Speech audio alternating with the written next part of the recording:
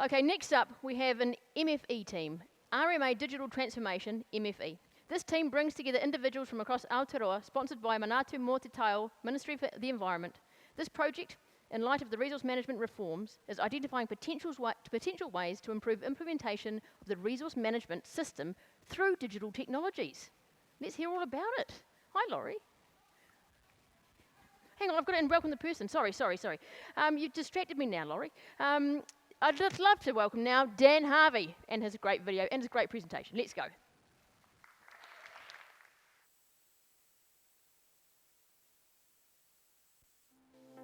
This team have done an amazing job thinking about what they really need to do to understand the problems with the current system and how we deliver it in a digital environment. Well, the reform of the system is critical for the future of New Zealand. Being able to take the opportunity now to understand how we're delivering that through digital technology is critical.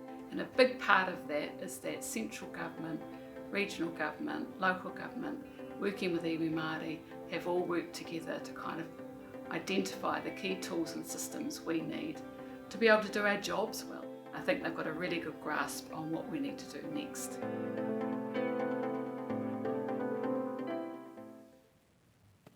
Kia ora. I'm Dan from the Ministry for the Environment.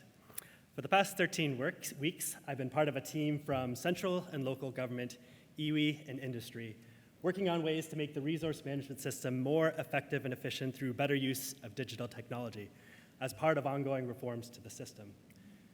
There's widespread consensus that change is needed, and change can have a transformational impact on how the system works for both people and the environment. Digital systems used for resource management are fragmented and uncoordinated across the country, with 78 different local authorities employing as many different approaches. There's also little digital support from mana whenua to bring their knowledge and their worldview into resource management processes. With reform, there's an opportunity to create smart and connected system which reduces duplication and reduces inequalities across the country. I'd like to show you now what a smart and connected system could look like, using an application for a resource consent by a land developer as an example. So in this digital future, a land developer applies for a resource consent online, and they have dynamic access to all the relevant planning rules and regulations at the proposed project site, and this is all built into the application system.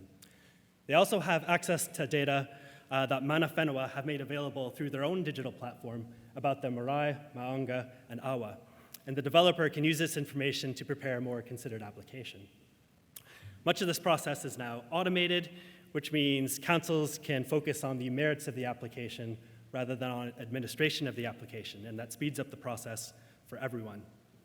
You can track progress of the application online in real time, and if the consent is granted, ongoing compliance with the consent conditions. Planning information is shared by default, so policymakers and others who might create value out of this data have better visibility over what's being applied for and what decisions are being made. This digital future is not a pipe dream. It's very doable. Parts of it are in place at councils already, like an smart online consenting system at Marlborough District Council and an iwi engagement platform at Auckland Council. Countries like Scotland and Denmark are also advancing initiatives like this on a national scale. A key insight from our time here in the accelerator is that large-scale digital transformation like this is about more than just the technology change, and in many respects, the technology change is the easy part. The challenge is meeting the complex and diverse needs of all the people and institutions which comprise the resource management sector, of which there are many. It takes time to get this part right. And our time working here in the accelerator is really just the start of this engagement process, not the end of it. We need to keep working on it to be ready to do something truly transformative while the future system is being established. In the meantime, it's not too early to start testing what these ideas might look like in practice. One thing we can start with was a prototype GIS viewer, like this one shown from Scotland, which has all of the planning instruments shown in the future system in a user-friendly and machine-consumable format, with all of the planning layers well integrated, both in style and substance. Planning instruments in the future system will include a national planning framework regional spatial strategies, and combined regional plans. A viewer like this could be a convenient one-stop shop for planning information, and prototyping it will bring to the fore a lot of processes we need changing to reach this functional endpoint.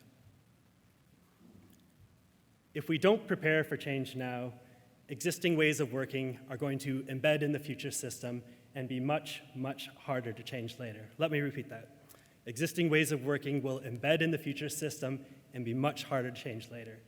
So we need to make sure we meet this unique opportunity now to build a smart and connected resource management system that works better for all of us. Thank you.